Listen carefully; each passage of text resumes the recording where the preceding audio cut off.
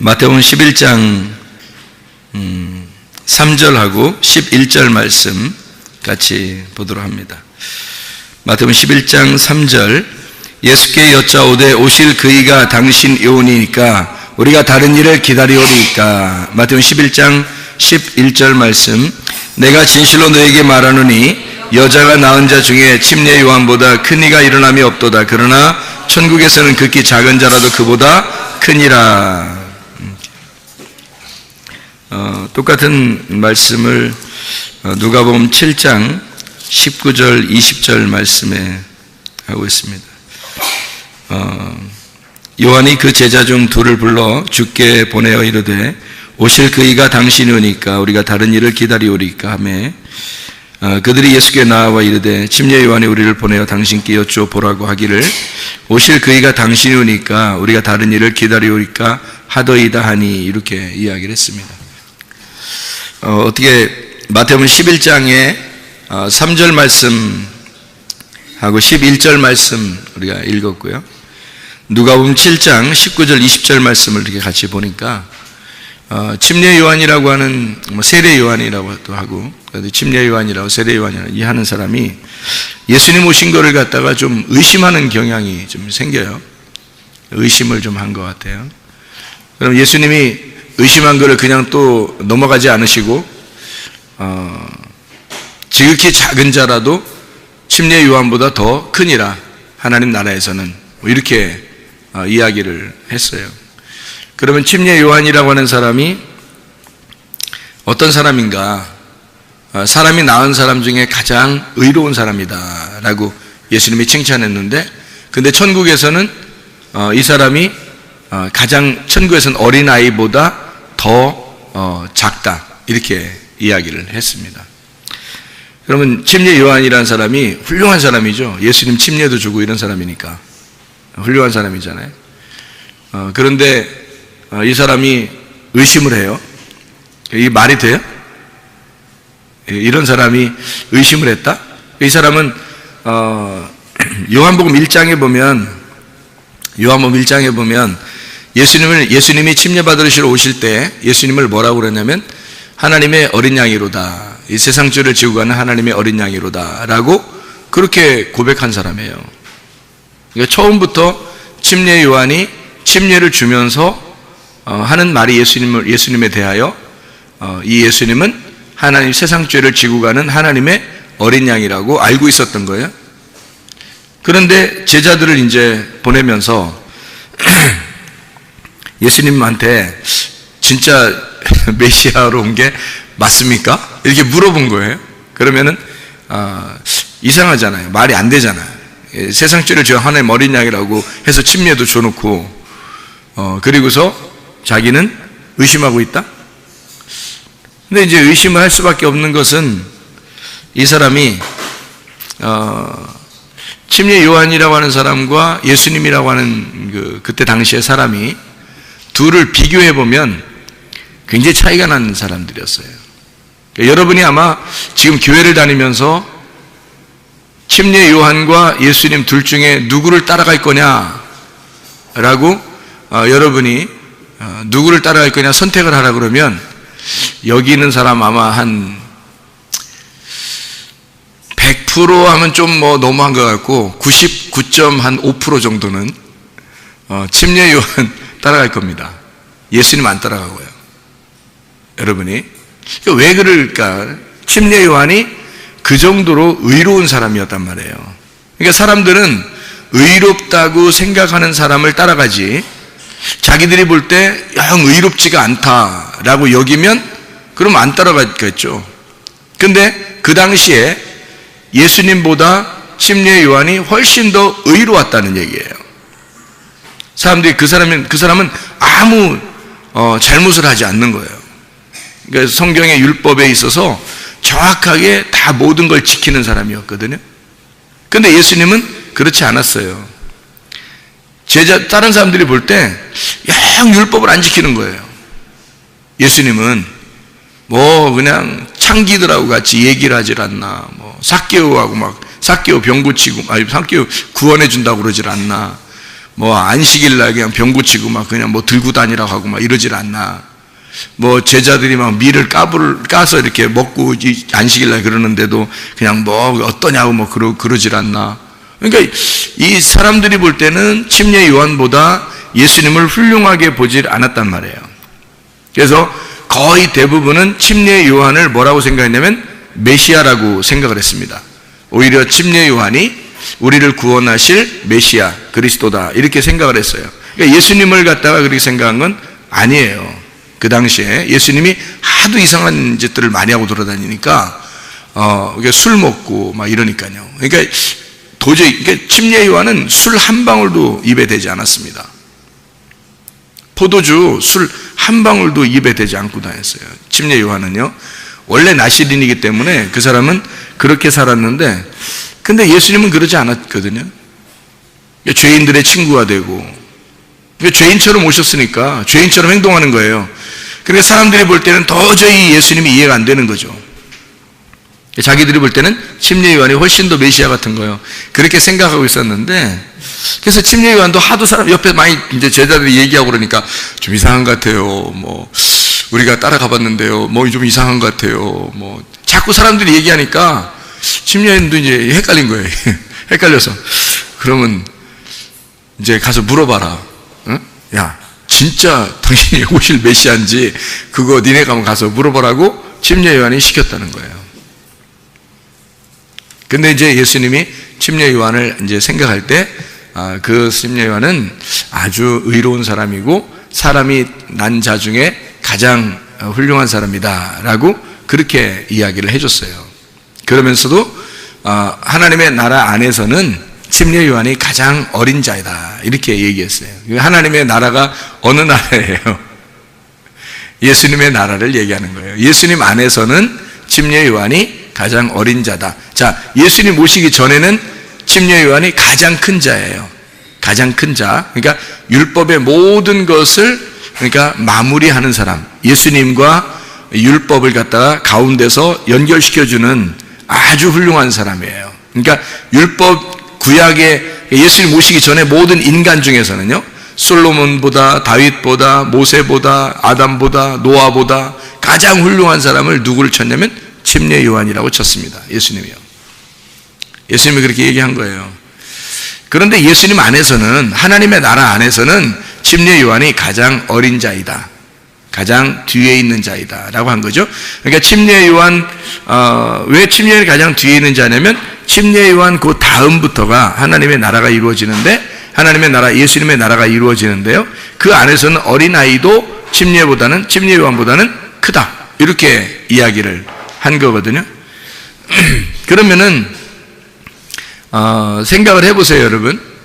침례 요한이라는 사람이 그렇게 훌륭했는데도 불구하고 예수님, 하나님의 나라에서는 가장 꼴찌에 있는 사람이다라고 예수님이 이야기했다면, 왜 그렇게 이야기를 했을까? 왜? 침례 요한까지는 무슨 시대예요? 율법의 시대예요. 그럼 예수님부터는요, 은혜의 시대예요. 그러니까 은혜의 시대 안에 들어온 사람과 아직 들어오지 못한 사람에 대한, 그러니까 율법 안에 있는 사람과 은혜 안에 있는 사람이 그만큼 다르다 이런 얘기를 하는 거죠. 히브리서 여러분이 3장 1절부터 6절까지의 말씀 보면 모세는 하나님을 어떻게 섬겼다 그래요? 예, 종으로서 섬겼다 그러죠. 예수님은요, 하나님의 아들로서 섬겼다 그래요. 그럼 아들이 높아요? 종이 높아요? 아들이 높죠. 그러니까 하나님의 아들이 높죠. 그러니까 하나님의 아들 안에서는 하나님의 아들을 믿는 자는 가장 어린 자라도 율법 안에 종으로 섬기는 자들보다 훨씬 더 높은 자란 말이에요. 그러니까 아들이니까 그걸 얘기하는 거예요. 그러니까 여기 침례 요한까지가 아무리 훌륭한 사람이라도, 노아도 훌륭했죠. 다윗도 훌륭하고 모세도 훌륭하고 아담도 훌륭하고 뭐 다니엘도 훌륭하고 또 침례 요한도 훌륭한데, 근데 다 그 뭐냐면 율법의 사람들이잖아요. 그죠? 율법, 구약의 사람들이고, 신약에서 예수님 온 다음에는 하나님의 아들에 대한 이야기를 쓰고 싶은 거잖아요. 성경이죠? 그러니까 하나님의 아들이 될 거냐? 너는 아직도 종이 될 거냐. 자, 율법으로 살 거냐 아니면 은혜로 살 거냐, 이런 거죠. 그러니까 율법 안에 있는 사람들과 은혜 안에 있는 사람들에 대한 비교를 얘기하는 것입니다. 자, 침례 요한은 그러면 지금 어디에 가 있을까요? 천국에 가 있을까요? 아니면 어디로 가 있을까요? 천국 가 있겠죠. 당연히 천국 가 있죠. 그러니까 왜, 어떻게 천국 가 있나요? 예수님의 나라에서는 가장 작은 자인데, 하여튼 작은 자라도 들어갔다고 하는 거예요. 그럼 가면은 이제 침례 요한은 굉장히 작은 자고 우리들은 큰 자고 뭐 이래요? 아니면은 다 똑같을까요? 다 똑같아요. 하나님 나라에 가면 다 똑같아지는 거예요. 작은 자, 큰 자가 없이 다 똑같은데, 여기서 성경을 쓰는데 성경에서 율법과 은혜를 나누어서 쓰려고 하다 보니까 이것을 구분해 놓은 거예요. 그러면 침례 요한은 침례 요한대로 자기의 일을 잘 했어요, 안 했어요? 잘 했어요. 그런데 의심을 한번 한 거예요. 의심을. 그 침례 요한이 이제까지 태어나서 죽을 때까지 잘못한 거 한 개도 없습니다.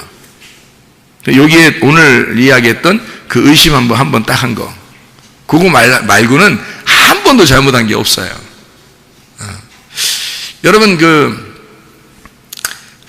모세 알죠? 모세 알죠? 모세가 하나님한테 잘못한 게 있어요, 없어요? 있어요. 어디 잘못했어요?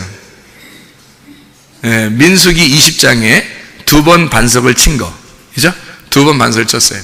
2번 반석을 치는 것은 원래 안 돼요. 히브리 10장 10절에 보면 단번에 하나님 우리 죄를 용서했느니라 할 때 단번에 우리 죄를 용서했어야 되는데 이거를 2번을 친 거예요. 그런 게 안 되죠. 왜냐하면은 출애굽기 17장에 반석에서 물이 나기 위해서 한 번 반석을 쳐서 물이 났거든요. 그러면 예수님이 한 번 죽으심으로 모든 게 끝나야 돼요. 그런데 민수기 20장에 또 모세가 반석에다 물을 내라고 반석을 쳐버린 거예요.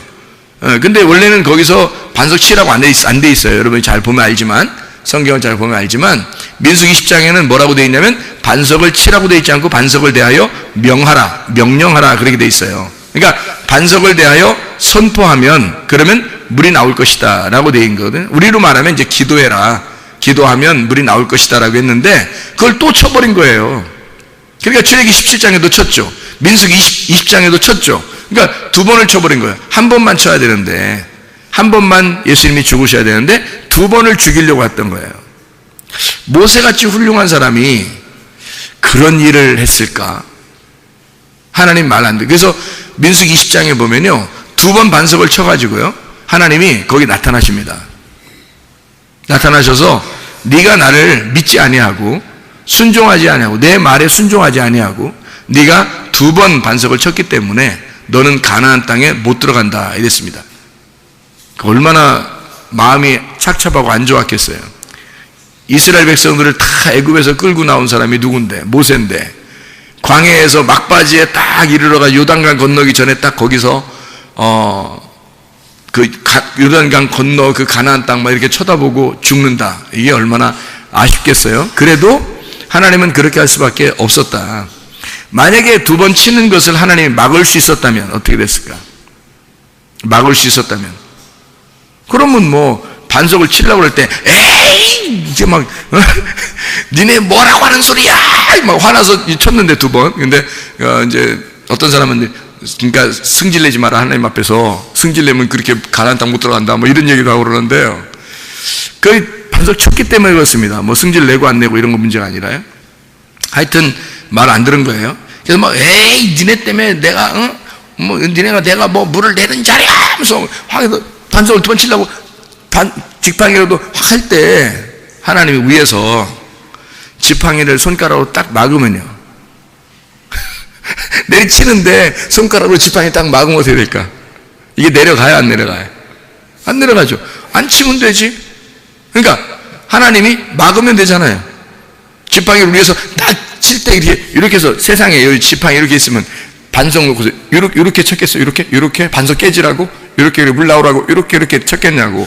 이렇게 해서 딱 쳤을 거 아니에요. 이렇게 딱 들고 치려고 그럴 때 하나님이 딱 손으로 딱 지팡이 막으면요, 뭐야 이렇게 다 안 칠 거 아니에요. 그러면 가나안 땅 들어갈 수 있잖아, 그렇게 따지면.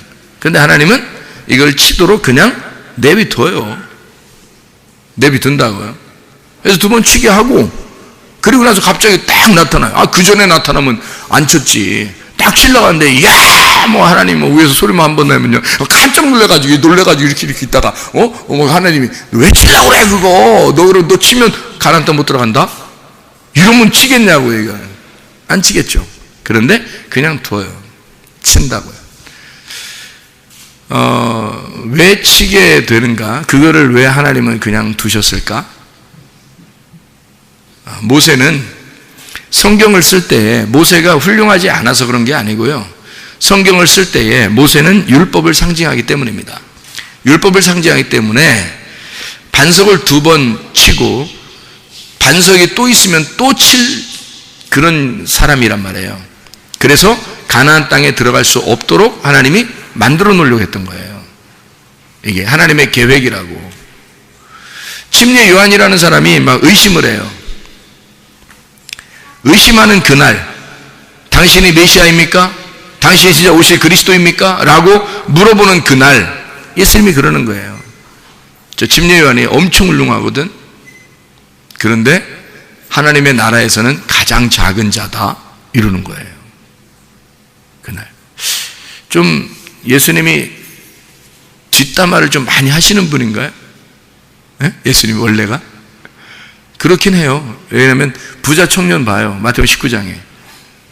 내가 어떻게 영생을 얻으리까? 뭐 이렇게 예수님이 뭐 하나님 사랑, 이웃 사랑해라. 뭐 다 지켰습니다. 뭐 그러니까. 그래? 그러면 뭐 돈 좀 다른 사람 다 나눠주고 올래? 뭐 이렇게 하는 거예요. 그러니까 막 가잖아요. 뭐 어떡하지? 뭐 고민하면서 가잖아요. 예수님 뒤에서 뒷담화 하죠. 부자는 천국 가기가 낙타가 바늘구멍으로 들어가는 것보다 더 어렵다. 뒤에서 얘기하잖아요. 여러분 원래 그 의리가 있고 좀 이런 사람들은 앞에서 얘기해요, 뒤에서 얘기해요? 보통 앞에서 얘기하잖아요. 근데 뒤에서 얘기했네. 별로 안 좋은 습관이죠, 이게. 그 침례 요한한테도 뒤에서 얘기하네. 침례 요한이 아주 하늘나라에서는 가장 작은 자다, 이런 이야기를 해요. 자, 침례 요한이나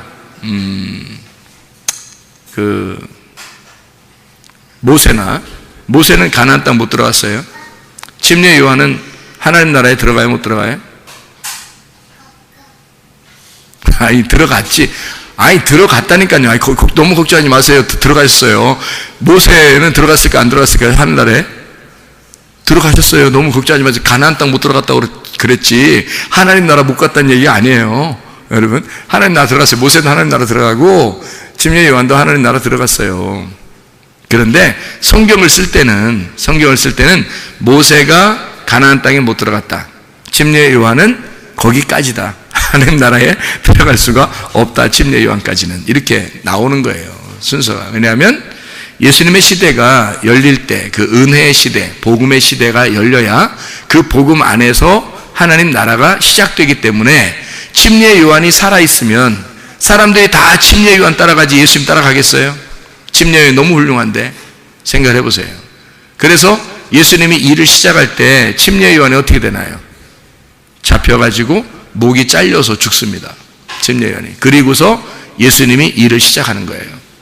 예수님이 그 정도 능력 없어요? 죽은 자도 살리고 병든 자도 고치고 귀신도 쫓아내고 다 하시는 분인데, 그럼 침례 요한 목 잘리는 것 정도 목 막을까요? 막을 수 있겠죠? 예수님이라면 그 정도 능력이 있는 분인데 막지 않습니다. 침례 요한은 어떻게 되는 사람이 되기 때문에? 목이 잘려서 죽어야 하기 때문에 그렇습니다. 요한계시록 20장 4절의 말씀에 보면 목 베인 자들, 목 잘려서 죽은 자들이 하나님 나라에서 1000년 동안 왕노릇한다, 이렇게 되어 있거든요. 그러면 침례 요한 같은 사람은 어디에서 왕노릇하고 있을까요?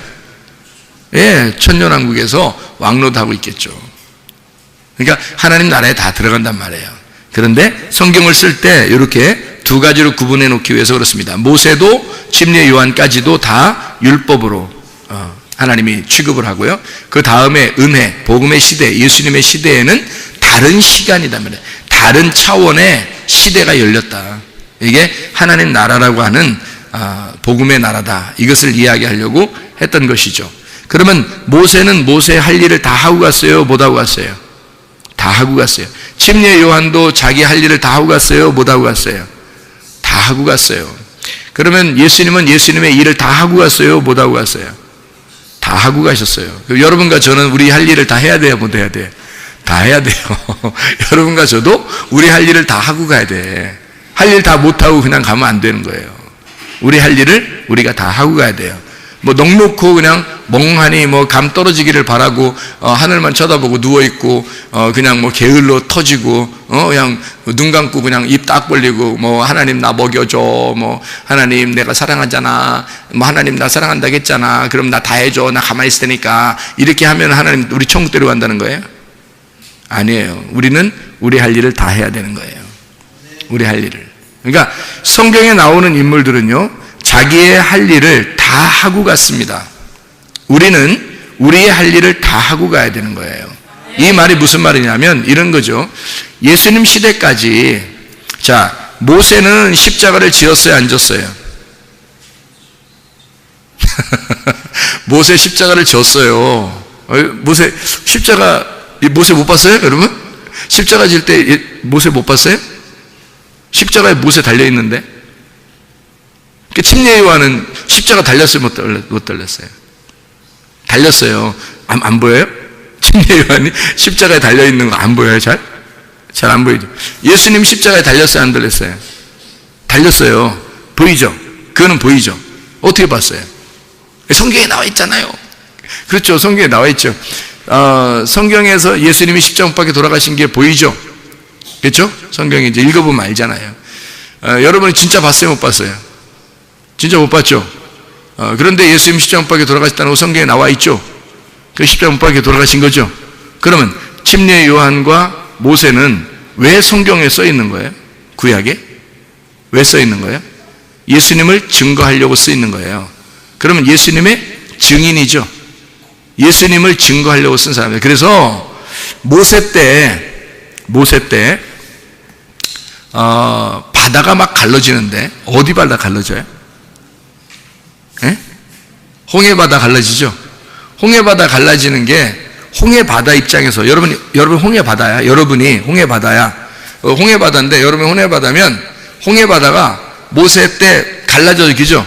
여기 갈라지죠? 그럼 여러분이 홍해바다면, 여러분이 이렇게 갈라지면 어떻게 될까? 여러분이 홍해바다야. 자, 내가 이제 여기 홍해바다야. 근데 여기서 홍해바다가 이렇게 갈라지면 어떻게 돼요? 나는 살아요, 죽어요? 죽어요. 이게 홍해바다 이렇게 갈라지면은, 내가 지금 옷을 입었어요. 내가 옷이야. 내가 홍해바다고 내가 옷이야. 옷인데 내가 여기서 옷이 이렇게 갈라지면 어떻게 되는 거예요? 옷이 찢어지는 거죠. 예. 그래서 예수 그리스도가 십자가 못 박혀 돌아가실 때 휘장이 찢어졌어요, 안 찢어졌어요? 휘장 찢어졌죠. 그럼 휘장 찢어진 것은 뭘 의미하는 거죠? 십자가에 매달려 죽으셨다는 걸 의미하는 거죠. 예수님이 죽으셨다, 휘장이 찢어졌다. 그죠? 그럼 휘장 찢어진 것은 죽음을 의미하는 거죠. 그죠? 자, 홍해바다가 갈라지는 것은 바다가 갈라져 죽는 걸 의미하는 거죠. 그죠?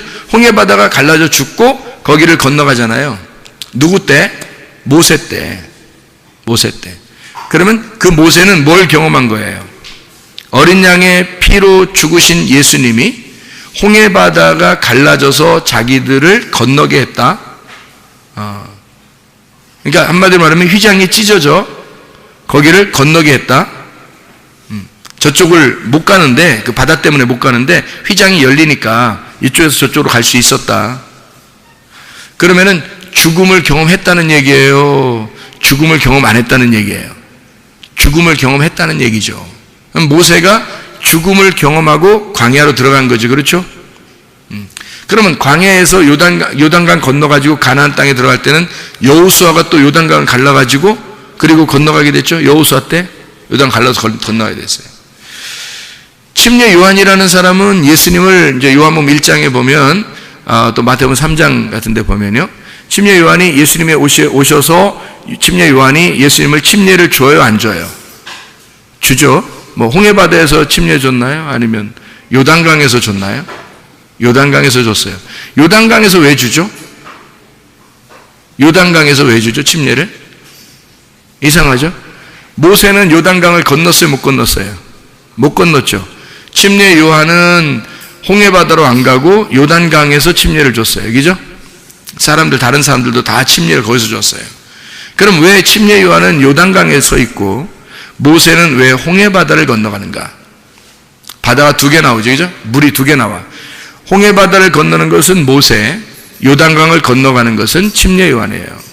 그러니까 홍해바다와 요단강을 건너서 가나안 땅에 들어갈 수 있도록 이 두 개의 바다와 강을 준비해 놓은 거라고, 하나님께서. 그래서 하나는 모세를 통해서 건너가게 하고 하나는 침례 요한을 통해서 건너가게 한단 말이에요. 그러니까 이 두 사람은 뭘 표현한 거예요? 십자가 예수, 죽으심, 나를 위해서 죽으시고 우리를 건너가도록 도와주는 사람들이란 말이에요. 그러니까 모세는 애굽에서 우리를 광야로 건너가도록 도와주는 사람이고 홍해바다로, 그죠? 침례 요한은 우리를 광야에서 가나안 땅으로 들어가도록 도와주는 요단강이라는 얘기예요. 그러니까 모세는 홍해바다, 침례 요한은 요단강이라는 얘기지. 이해가 되겠어요? 이 둘 다 어떻게 돼야 돼? 갈라져야 돼. 둘 다 무슨 얘기야? 그러니까 둘 다 어떻게 돼야 된다는 얘기? 죽어야 된다는 얘기. 둘 다 죽어야 된다는 얘기니까 둘 다 십자가를 졌어, 안 진 거예요? 십자가가 죽음이잖아요. 그죠? 십자가가 죽음이니까 둘 다 그 죽음을 통해서 우리를 건너가게 만들어 놓은 거예요. 어디로? 하나님 나라에 들어갈 수 있도록. 우리를 건너가도록 도와주는 사람들이다. 자, 뭐해서 뭘로 들어가도록 하는 거야? 율법이라고 하는 것을 갈라서 죽이고 은혜로 들어가게 만들려고 했던 사람들이죠. 그거를 도와주는 사람들이다. 그래서 모세와 침례 요한, 무지하게 훌륭한 사람들이지만 그러나 광야에서 또는 요단강까지, 거기까지다 이렇게 하고 그 다음에 예수님의 은혜, 복음이라는 그 진리 안에서 우리가 구원받을 수 있도록 하나님이 우리를 도와주신다. 이런 말씀을 여기서 해주고 있는 겁니다. 그래서 모세는 홍해바다, 침례 요한은 요단강. 둘 다 갈라져. 둘 다 갈라지고 예수가 건너가도록, 다시 말하면 이스라엘 백성들이 애굽에서 가나안 땅까지 갈 수 있도록 그렇게 잘 건너갈 수 있도록 도와주는, 내가 애굽에서 태어났는데 애굽에 태어났는데 홍해바다를 건너고 광야로 왔다가 요단강을 건너서 내가 가나안 땅에 들어갈 수 있도록 도와주는 그 역할을 모세와 침례 요한이 하고 있다. 그들이 갈라지려니까, 그들이 죽어야 되니까 뭘로 죽어야 돼요? 죄인으로서 죽어야 되죠. 근데 이 사람들은 죄를 져 안 져요? 죄를 안 진단 말이에요. 이 사람들은 죄를 안 지니까 한 번씩 실수한 거예요. 한 번씩 잘못을 한 거예요. 모세는 2번을 쳤고 말 안 듣고, 침례 요한은 의심을 해버린 겁니다. 그러니까 이 둘을 통해서 둘을 죽이고 그리고 예수님이 건너가는 거죠. 이렇게 성경을 써놨더라. 질서 있게 성경을 이렇게 규격을 맞추어서 써놨더라, 그런 말입니다. 제가 성경을 좀 더 설명을 한번 할게요. 요한복음 2장에 보면 7절에 가나 혼인잔치가 일어나는데요. 요한복음 2장에 가나 혼인잔치에서 2장 7절에 보니까 예수께서 그들에게 이르시되 항아리에 물을 채우라 하신즉 아귀까지 채우나. 무슨 뜻인지 알아요? 이게 아귀까지 채웠다는 말이 뭐예요? 아귀? 귀 이런 거예요? 여기까지, 귀까지 채운 거예요? 여기 귀? 귀. 그래서 여기까지? 우리가 항아리인데 요 귀까지 이렇게 채웠어요? 그런 의미가 아니겠죠. 그러니까 아귀까지 채웠다는 말은 항아리인데 항아리에 아귀까지 채웠다는 말은 어떤 의미예요? 이게 뚜껑 꼭대기까지 다 채웠다는 얘기야. 뚜껑 꼭대기까지 다 채웠다는 말은 물이 어떻게 되고 있다는 얘기예요. 물이 어떻게 되고 있다는 거예요? 물하고 항아리하고 좀 남은 거예요. 물이 다 넘치는 거예요. 물이 넘치고 있는 중이란 말이에요. 넘친다는 얘기는 항아리 입장에서 보면은 물이 넘친다는 얘기가, 항아리 입장에서는 지금 물에 잠긴다는 얘기예요. 안 잠긴다는 얘기예요. 물에 잠기고 있다는 얘기예요. 물에 잠긴다는 얘기는 항아리 입장에서는 지금 어떻게 되고 있다는 얘기예요? 죽어가고 있다는 얘기예요. 그죠? 항아리 입장에서는 물로 지금 덮여서 죽는다는 의미잖아요. 그죠? 그러니까 6 항아리가 죽고 그 물을 포다 이렇게 주었더니 그 물이 뭘로 변했어요? 포도주로 변했다. 물과 포도주는 전혀 성분이 다르죠. 그런데 전혀 성분이 다른 곳으로 이렇게 갖다가 이제 포다 줬더니 포도주가 됐더라는 거예요.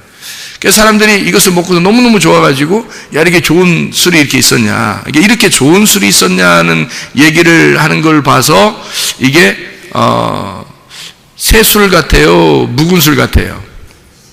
새술 같으죠. 좋은 술이라고 하니까.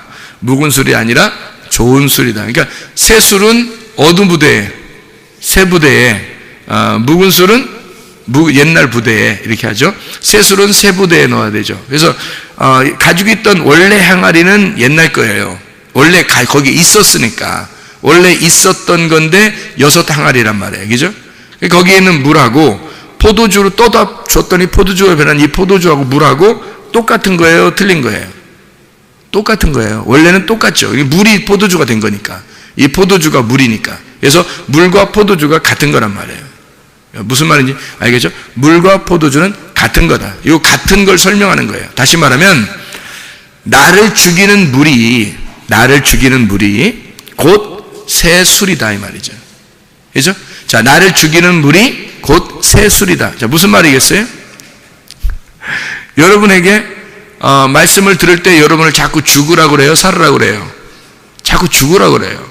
가정에서 여러분 자기가 안 죽으면 살 수 있어요? 없어요? 할 수 없어요. 교회에서도 자기가 죽지 않으면 살 수 있어요? 없어요? 못 살아요. 학교에 가도 직장에 가도 자기가 안 죽으면 못 살아요. 왜냐하면 자기가 살아있으면 자기를 꼭 알아달라고 하거든요. 내가 살아있으니까 나 좀 알아줘 그러거든요. 근데 교회 오면은, 특히 우리 교회 같은 데 오면은 별로 안 알아주거든요. 뭐 자기 살아있어요 그러면 별로 안 알아줘요. 그래요? 죽어야 되겠네요. 이렇게 하나로 안 알아주거든요. 그러니까 가정에서도 자기가 뭐 나 살아있으니까 좀 알아줘 뭐 막 자기 화나는 거지. 그러니까 특징이, 자기가 살아있는 사람의 특징은 짜증이 나요. 그리고 조급하고 화가 납니다. 그게 특징이에요. 그러니까 화내고 조급하고 짜증이 나는 사람들한테는 당신 어떻게 돼 있군요 이렇게 얘기해 줘야 돼요. 뭐라고 얘기해 줄까요? 우리가 당신 죽었구나, 이렇게 너무 살아있구나, 성문교회 가서 죽어야 되겠어, 조금 더 말씀 더 듣고 죽어야 되겠어, 아마 그렇게 얘기해 주면 딱 맞을 거예요. 그러면 네가 죽으면 새로운 포도주가 될 거야 이 말이에요. 그러니까 물로서 죽이는 물인데, 이게 죽이는 물인데 나를 살리는 포도주가 된다는 얘기죠. 그죠? 그러니까 물과 포도주가 같다는 얘기 하는 얘기죠. 이게 같아요. 여기 물에서 포도주가 나온 거잖아. 그렇죠? 그러니까 나를 죽이는 물에서 새 술이라는 복음, 좋은 소식, 진리의 말씀이 나오더라. 나를 살리는 말씀이 나오더라. 다시 말하면 나를 죽이는 말씀이 그 말을 들었더니 나를 죽이는 줄 알았더니 나를 결국 살리고 있더라. 네, 그러니까 가정에서도 죽어야지, 교회에서도 죽어야지. 그럴 때 그 죽어야지 그러면 내가 정말 죽어야 되겠구나 이렇게 생각하면 여러분이 사는 거예요. 어떻게 사냐면 영적으로 사는 거란 말이에요. 영적으로. 그러니까 하늘나라에 사는 거죠. 이 땅에서는 죽는 거고 하늘나라에 올라가면 사는 거예요. 근데 여러분이 이 땅에 자꾸 살려고 그러니까 자기 잘난 맛을 살려고 그러고 자기 좀 잘났다고 좀 알아달라고 막 이런 사람 있잖아요. 그거 자꾸 알아주면요, 고래도 춤추게 한다 그러잖아요. 칭찬해주면. 그러니까 뭐가 되고 싶다는 얘기예요. 이 사람이 사람 되고 싶다는 얘기예요? 고래 되고 싶다는 얘기예요? 자꾸 칭찬 좋아하면, 칭찬해주면 춤추니까 고래가. 그러니까 자기는 자꾸 지금 칭찬받고 싶어요. 그리고 뭐 되고 싶은 거예요? 사람 되고 싶은 거예요? 고래 되고 싶은 거야? 자꾸 고래 되고 싶다는 거야. 우리 교회에서 그러면 교회 사람들 꾸역꾸역 사람들이 여기 와서 예배를 드리고 있는데, 사람들이 와서 예배를 드릴 때 이 사람들 다 고래 만들면 되겠어요? 사람 만들어야지. 그래서 사람 만들어야 되니까 여러분에게 그렇게 많은 칭찬할 수가 없습니다. 다시 말하면 항아리 입장에서, 여러분이 항아리죠. 항아리가 다듬어진 돌이란 말이에요. 그 항아리, 다듬어진 돌. 이 다듬어진 돌이 뭘로 만들어요? 다듬어진 돌로 뭘 만들어? 성경에 다듬어진 돌로는 뭘 만들어요? 예?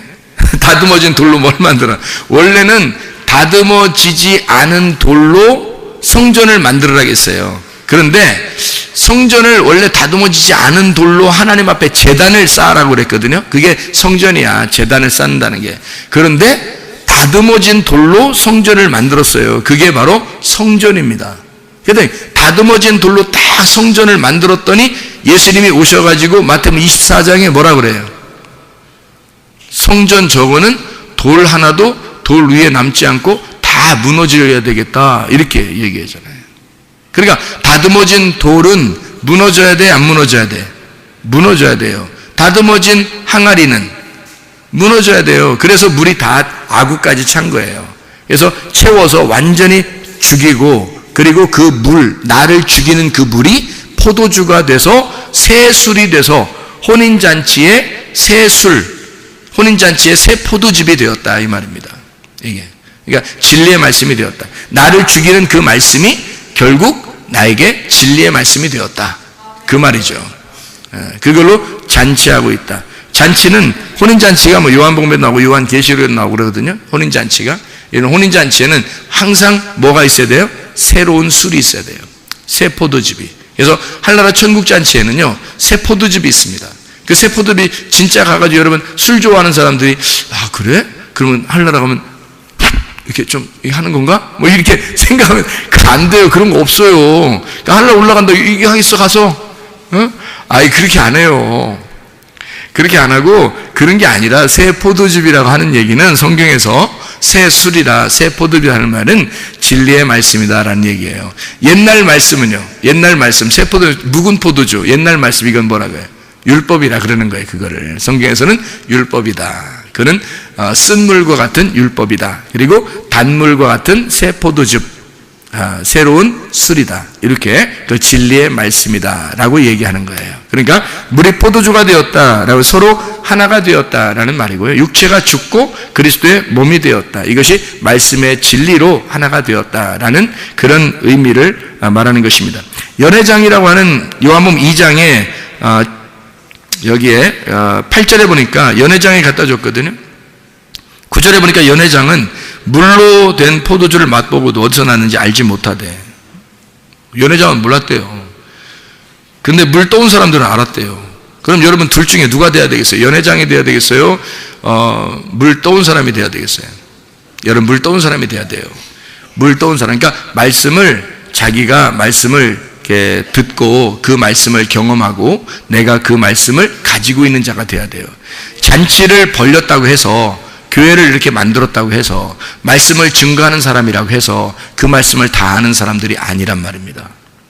말씀을 증거하고 교회를 만들고 이렇게 목사가 되고 했다고 해서 성경을 다 아는 것은 아니에요. 연회장이라고 해도요, 그게 어디서 났는지 모른단 말이에요. 이게 진리의 말씀이 뭔지 구분이 잘 안 되는 거란 말이에요. 그런데 물 떠온 하인들은 아는 거예요. 그러니까 우리가 뭐 연회장 하고 싶어요? 여러분? 목사 하고 싶어요? 여러분 다? 그럴 필요 없어요. 물 떠온 자가 되면 돼요. 다시 말하면 물을 경험하는 자가 되면 된다. 하나님의 말씀을 여러분이 경험해서 이 말씀을 듣는 자가 있으면 되는 거예요. 들으면 돼. 하나님의 말씀을 잘 듣고 이해가 되면 돼요. 아 그렇구나.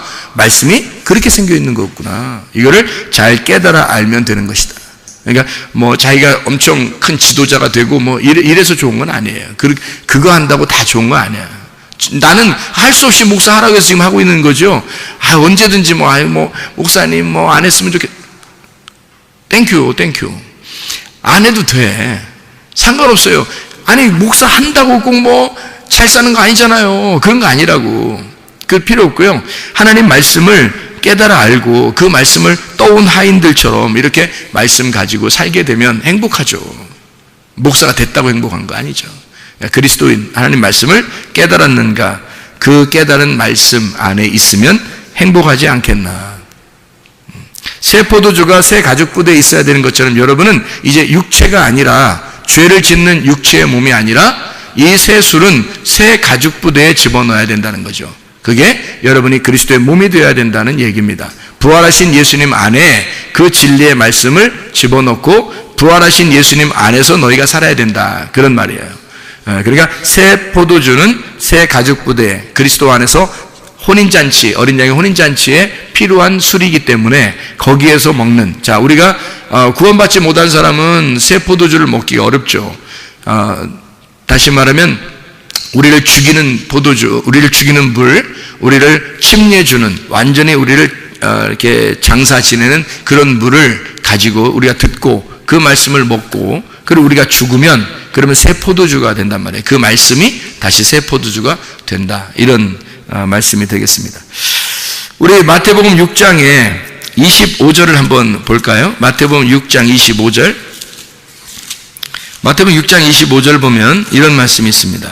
뭐라고 되어 있냐면 이렇게 되어 있어요. 그러므로 내가 너에게 이르노니 목숨을 위하여 무엇을 먹을까 무엇을 마실까 몸을 위하여 무엇을 입을까 염려하지 마라. 목숨이 음식보다 중하지 아니하며 몸이 의복보다 중하지 아니하냐. 31절에도 보면요. 그러므로 염려하여 이르기를 무엇을 먹을까 무엇을 마실까 무엇을 입을까 하지 마라. 이게 어디에서 필요한 거냐면요. 혼인잔치에 꼭 필요한 것입니다. 성전에서 필요한 거예요. 성전에서 필요한 것이 먹는 거 마시는 거 입을 거거든요. 근데 여기서 먹는 거 마시는 거 입을 거 이걸 얘기하잖아요. 이게 성전에서 그리고 혼인잔치에서 꼭 필요한 것들인데 먹는 거 마시는 거 입을 거 이게 꼭 필요한데 그걸 얘기하는 거예요. 그러니까 그걸 염려하라 염려하지 마라. 염려하지 마라. 그거 누가 준다? 하나님이 주실 거니까 염려하지 마라. 그런 얘기고요. 마태복음 6장에 26절 27절을 봐봐요. 26절 27절 보니까 공중의 새를 봐라 심지도 않고 거두지도 않고 창고에 모아들이지도 아니하되 너희 하늘 아버지께서 기르시나니 너희는 이것들보다 귀하지 아니하냐. 너희 중에 누가 염려함으로 그 키를 한 자라도 더할 수 있겠느냐라고 이야기하거든요. 여기서 심지도 않고 거두지도 않고 모아지도 않고 기르시나니 뭐 이런 얘기하거든요. 이 기르시나니가 트레포라는 단어입니다. 헬라어로요. 트레포. 이게 살찐다, 먹인다, 양육한다는 말입니다. 그러니까 하나님께서 우리를 먹이시지 않겠냐 그런 말이고요.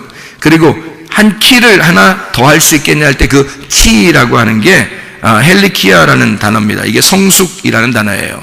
그러니까 성숙시킨다. 이게 자라나게 한다는 말이죠. 이게 먹는 거를 통해서 우리가 먹는 걸 통해서 자라나게 되잖아요. 그러니까 그걸 먹는 걸 얘기하는 거예요. 26절, 27절의 말씀은. 28절부터 30절까지 말씀은요.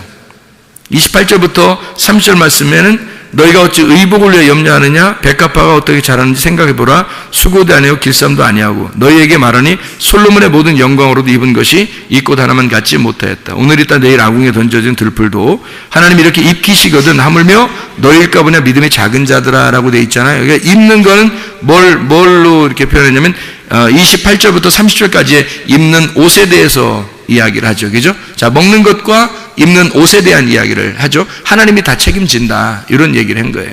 그 다음에 6장 32절 보니까요. 32절. 이는 다 누가 구하는 거다? 이방인들이 구하는 거다. 그 이방인이라고 하는 게 에드노스라는 외국인, 다시 말하면 구원받지 못한 사람을 말하는 겁니다. 하나님의 생기가 없는 사람들, 하나님 말씀, 생명이 없는 자들을 얘기하는 거예요. 그거 다 이방인들이 구하는 거예요. 요즘 여러분 먹는 거, 입는 거 너무 신경 쓰지 마세요. 그거에 막 올인하다 보면요. 여러분 이거 좀 그래요. 하나님이 우리에게 입혀주시고 먹여주신다고 분명히 얘기했는데 너무 거기에 이렇게 몰두하면 사람이 추해진단 말이에요. 이방인들이 구하는 것이 아니에요. 이건 생명이 없는 자들, 생기가 없는 자들이 그걸 구하는 것이다. 사람들 다 여러분 직장 좋은 거 가지려고 하고 대학교 좋은 데 가려고 하는 사람들 대부분 다 물어보세요. 여러분 돈 못 버는 데를 과를 정해서 가려고 하는 사람 있나? 돈 못 버는 거를 일부러 자기 좋아한다고 돈 못 버는 거를 구해서 가는 사람이 있어요? 대학교를? 아니죠. 가면 앞으로 전망이 있는가 이거 생각하죠. 앞으로 비전이 있나 전망이 있나 내가 돈 벌 수 있나 없나 이거 생각하잖아요. 그죠? 대학교 선택할 때 그러잖아요. 벌써 뭐예요? 속된 거죠. 사람이 이게 세상적인 거지 하나님적인 건 아니죠. 그죠? 자기 좋아한다고 선택한 건 아니잖아요.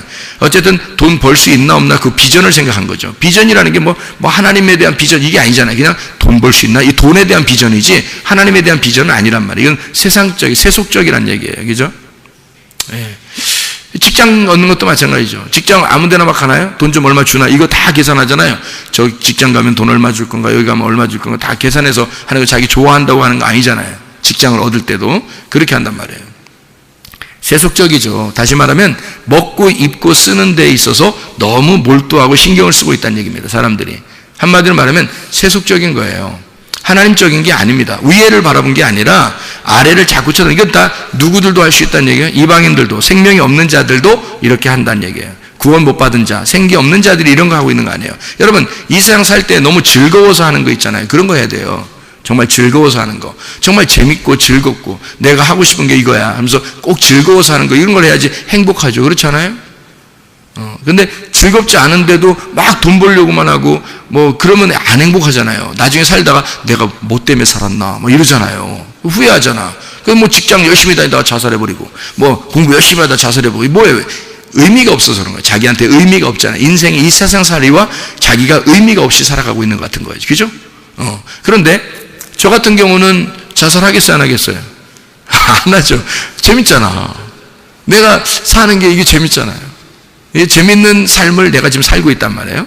그러니까 즐거우니까 자살 안 하죠. 뭐 안 즐거워도 자살 안 해요. 근데 즐거우니까 더 자살 안 하죠. 뭐 얼마나 재밌고 행복한데. 그래서 자기 행복한 거를 찾아보란 말이에요. 자기 행복한. 하나님은 여러분을 구원하실 때 여러분이 행복하기를 원하시죠. 하나님이. 그죠? 여러분 불행하는 거 원하지 않잖아요. 근데 사람들은 너무 돈에 따라가고 먹는 거 입는 거 이런 거에 자꾸 따라간단 말이에요. 그 이상하잖아요. 그건 세속적이에요. 우리 하는 성경은 그렇지 않다. 이방인들, 이게 에드노스라고 하는 그게요. 이게 외국인이라는 단어인데 이게 구원받지 못한 자들, 이방인들. 이게 에도에서 나온 단어예요. 익숙하다, 습관, 풍습. 그러니까 사람들이 다 하니까 그걸 따라가는 거예요. 그게 이방인이에요. 이게 그런 사람들만 이걸 성경에서 염려하고 다른 거 먹는 거 입는 거 그런 거 다 따라간다는 거예요. 그런 사람들만. 왜?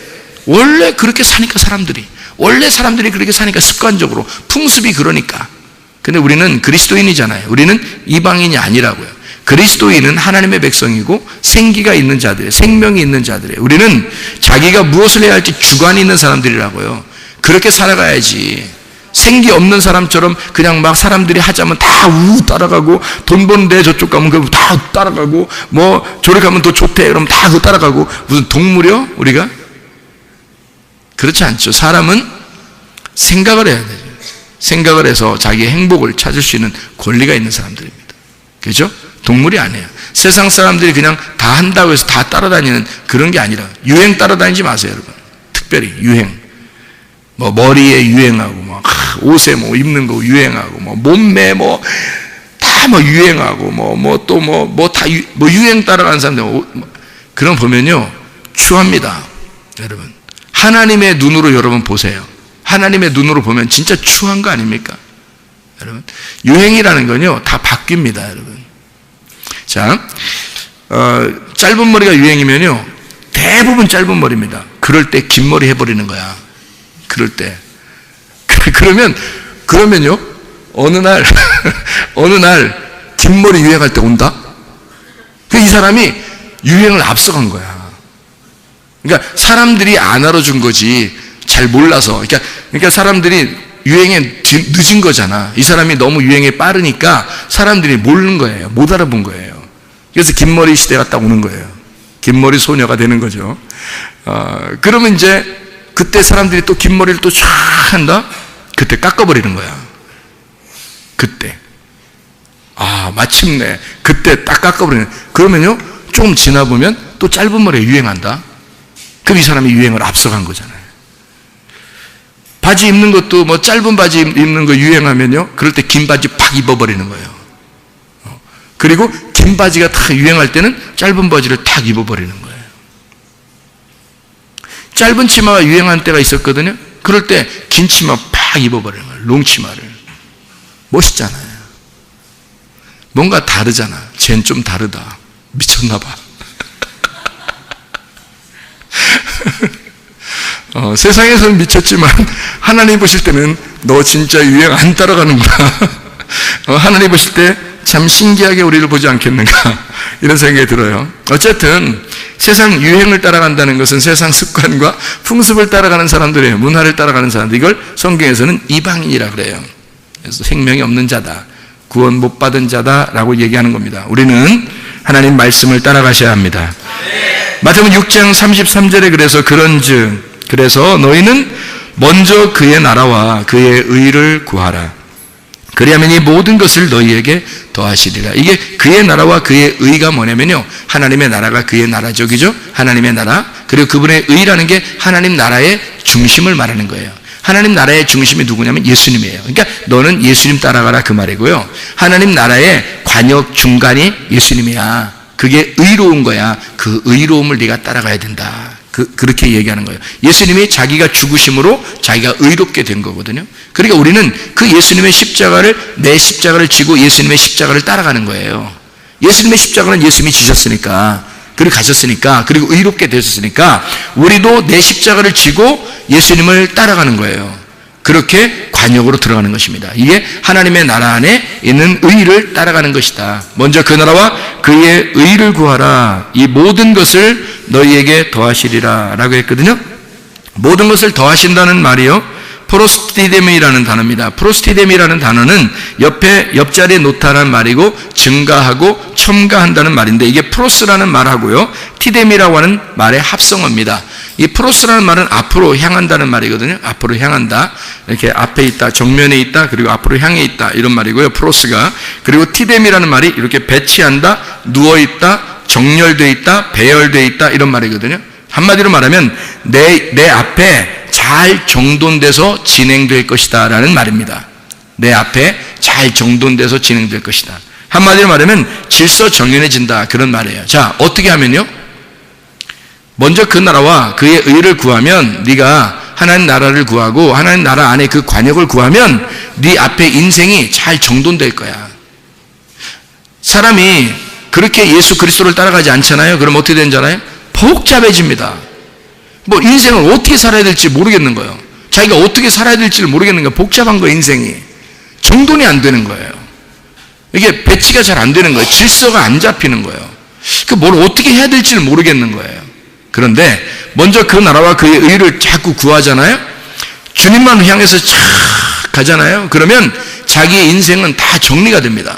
이상하게 자기가 너무 이렇게 막 중요하게 생각했던 것이 별로 안 중요하게 생각되고, 진짜 중요한 게 무엇인지 진짜 중요하지 않은 게 무엇인지를 잘 이렇게 구분하게 돼요. 우리가 예수님을 따라가지 않잖아요. 그러면 이 세상 유행을 자꾸 따라가게 되고, 이 세상에 있는 것들이 자기가 추구하는 게 굉장히 중요한 줄 알아요. 그런데 예수님을 자꾸 따라가기 시작하면 이 세상에 있는 것들은 별로 중요하지 않게 여겨집니다. 희한하게. 그래서 정리가 되는 거예요. 어떤 게 큰 거다, 어떤 게 작은 거다, 어떤 게 중요한 일이다, 어떤 게 덜 중요한 일이다라고 하는 게 딱딱 정리가 됩니다. 이게 뭐냐면 프로스티뎀이라는 단어입니다. 이렇게 잘 질서정연하게 네 옆에서 딱딱딱 정리가 된다는 거예요. 어떻게 하면? 먼저 그 나라와 그의 의를 구하면 네 앞의 일들은 다 정리가 될 것이다. 마태복음 6장 34절에 그러므로 내일 일을 위하여 염려하지 마라. 내일 일은 내일이 염려할 것이요 한날 괴로움은 그날로 족하니라, 이렇게 되어 있거든요. 내일 일은 내일이 염려하게 하래요. 그 내일이라는 단어가 아우리온이라는 단어입니다. 이 아우리온이라는 단어는 산들바람이라는 단어예요. 자, 내일 산들바람이 올 거야, 이 말이고요. 산들바람, 이게 신선한 아침 공기라는 단어인데요. 오늘 그럼 뭐예요? 오늘은 하루 공기가 이렇게 지금 지나가는 거고, 아침 공기가 다시 올 거야 라는 말이에요. 그러니까 오늘은 저녁이고 내일 아침이 올 거야 라는 그런 말이에요. 그게 내일인데요. 아엘에서 나옵니다. 이 아엘이란 말이 숨쉰다, 호흡한다는 말입니다. 그 내일이 내일을 알아서 처리한다는 거예요. 내일이. 그러니까 이 아침 공기, 숨쉰다, 호흡한다. 자, 어디서 나오는 건가요? 그 숨이? 하나님에게서 나오겠죠? 그러니까 오늘은 나한테 주어진 날이고 내일은 하나님이 나한테 줘야지 생기는 날이니까 내일은 하나님의 날이에요. 오늘은 내 날이고 내일은 하나님의 날이니까 내일 너가 괜히 어떻게 살 건지 그거 염려하지 말고 하나님이 내일 줘야지 내일이 오는 거야, 우리한테. 그러니까 내일은 하나님의 날이니까 하나님이 알아서 하도록, 하나님이 하나님의 일을 알아서 처리하도록 그냥 두어라, 그 말이에요. 하나님에게 내일은 내일이 알아서 하도록 처리하도록 두고, 너는 오늘 한 날, 이 염려라는 말이에요. 멜림나우라는 단어거든요. 이게 근심한다라는 말이고요. 생각에 잠긴다라는 단어인데 이게 멜림나에서 나온 말이에요. 마음이 어수선하다에서 나온 말이에요. 염려하다. 그러니까 마음이 근심하고 염려하면 사람이 어수선해지잖아요. 마음이 막 뒤숭숭하고 막 그래요. 염려하고 그러면 막 괴롭고 그렇거든요. 그게 염려라는 멜림나라는 단어예요. 근데 이 메리조에서 나온 단어예요, 이 말이요. 메리죠. 이게 나누어졌다라는 나눔이라는 데서 나와요. 메로스, 나눔이라는 데서 나온 거예요. 그러니까 염려한다는 말은 뭔가 마음이 하나로 일치가 되지 않고 마음이 나누어진 것을 말하는 것입니다. 자, 오늘과 내일이 나누어지니까 어떻게 돼요? 염려가 되죠. 근데 내일 것도 내가 걱정해야 되고 오늘 것도 내가 살아야 되니까 이 두 개가 나누어지니까 이게 염려가 되는 거예요. 나누어지니까. 그러면 내일은 하나님께 맡기고 오늘 한 날만 생각하면요, 내일 올지 안 올지도 몰라. 내일 죽을지 안 죽을지도 모르고, 내일은 죽을지 안 죽을지 모르잖아요. 여러분이 자다가 갑자기 아침에 못 깨면 목사님 불러야 돼요. 장례식을 치러주셔야 되거든. 식구들이 부르겠지만, 어쨌든 자다가요 갑자기 안 일어나는 사람들 많아요. 내일이 없어요. 내일이 어떻게 될지 우리는 아무도 모르고 사는 거예요. 사람들이 자기는 뭐 굉장히 오래 사는 줄 알고 막 뭐 열심히 뭐 하겠지만, 사실요 자다가 돌아가시는 분 많습니다. 자다가 그냥 내일 눈 못 뜨면 그냥 죽는 거예요.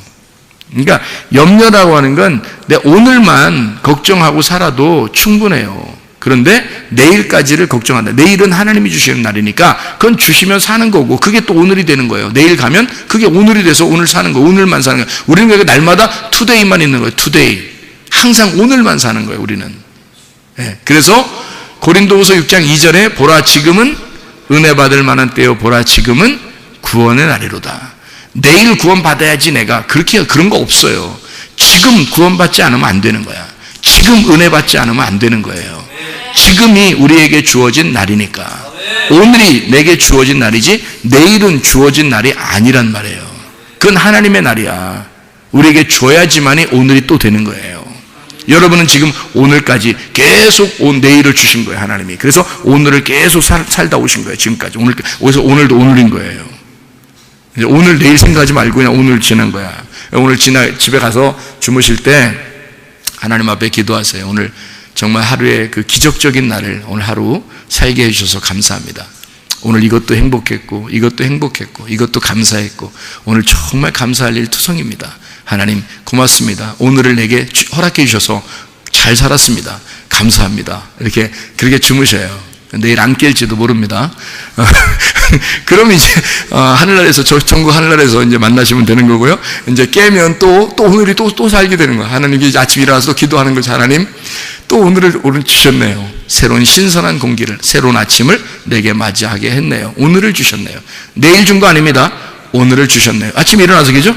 오늘을 주셨네. 하나님께서 내게 오늘을 주셨습니다. 정말 오늘 악함이 이렇게 돼 있어요. 여기서 보면 오늘 염려는 오늘 족하다, 이 말이 오늘의 악함이 그날의 족하다 이렇게 돼 있어요. 족하다는 말은 알케토스라는 단어고, 이게 만족스러운 이라는 말인데, 알케오 들어올리다, 격퇴하다라는 단어입니다. 그러니까 오늘 이 악함을 내가 만족스럽게 격퇴시켜야 된다, 그 말이에요. 그러니까 오늘 내게 주어진 거를 오늘 화끈하게 살아야 된다, 그 말이에요. 최선을 다해서, 이 말인데요. 이게 내일이 자기의 것들을 염려하도록 그냥 두고, 내일은 하나님의 날이니까 내가 염려할 이유가 없어요. 근심도 없어야 되는 거고요. 하나님 앞에 맡기고 오늘의 악함은 내가 최선을 다해서 격퇴시키고 선한 것으로 바꿔서 살아야 된다, 이 말입니다. 내게 주어진 날, 이건 내 날이니까. 내 날은 악한 날이거든요. 하나님의 날은 선한 날이고, 내게 주어지면 악한 날이에요. 나는 악한 사람이니까. 그죠? 우리 인간들은 악한 사람이고 하나님은 선하신 분이니까. 내게, 너한테 하나의 날을 우리가 딱 던져줬어요. 그럼 우리는 어이구 딱 받았어요. 근데 내가 악한 놈이야. 그러니까 이걸 갖다가 악하게 살 수밖에 없는 하루를 받았어요. 그러니까 이걸 어떻게 해야 돼? 내가 격퇴시켜서 이걸 선하게 살아야 되죠, 오늘. 그래서 악한 것과 악함과 네가 싸워야 된다는 거죠, 오늘. 이걸 그래서 성경에 오늘 하루가, 오늘 주어진 우리 하루를 여러분 전쟁하는 겁니다. 빛의 갑옷을 입고. 그래서 로마서 13장 12, 14절에 빛의 갑옷 그리스도를 입어야 된다. 에베소 6장 11, 13절에 너희가 전신갑주를 입어야 된다. 이게 다 빛의 갑옷이에요. 빛의 갑옷을 입는 거는, 나보고 누가 물어보더라고요. 어떻게 하면 싸우냐고 그래요? 싸우려고 하지 마세요. 뭐 누구랑 싸우려고요, 여러분? 응? 아무나 막 싸우려고 그래요, 여러분? 그러지 말고. 싸우는 게 아니에요. 그냥 빛의 갑옷을 입는 겁니다. 빛의 갑옷이 뭔데요? 그리스도고요. 그리스도가 뭐예요? 진리의 말씀입니다. 진리의 말씀을 내가 입음으로써 이 자체가 전쟁인 거야. 뭐하고 전쟁하는 거예요? 빛을 입었으니까 뭐하고 전쟁하는 거예요? 어둠하고 전쟁하는 거예요. 어둠이 뭔데? 또 다른 나, 어둠이라는 또 다른 나, 원래 살고 있던 나라는 악함, 그거하고 나라는 빛의 갑옷을 입은 내가 싸우는 거죠. 그래서 누가 승리하도록? 빛의 갑옷이 승리하도록, 그리스도가 승리하도록, 악함이라는 내가 죽고 선함이라는 그 빛이 승리하도록 하루를 사는 거란 말이에요. 여러분, 사람들은 모두 다 모세와 엘리야, 그리고 침례 요한, 예수 모두 다 자기의 십자가를 지고 이 땅에 와서 자기의 일을 충실하게 행사하고 돌아가셨습니다. 그럼 우리는 우리의 십자가를 지고, 다시 말하면 내가 내 십자가를 지고 따라가야 된다는 거죠. 그러면 내 십자가를 지고 따라가는데 그냥 어영부영 따라가겠어요? 아니죠. 그 십자가는 죽음을 의미하는 거거든요. 나를 죽이려고 나보고 지고 오라가는 거 아니에요?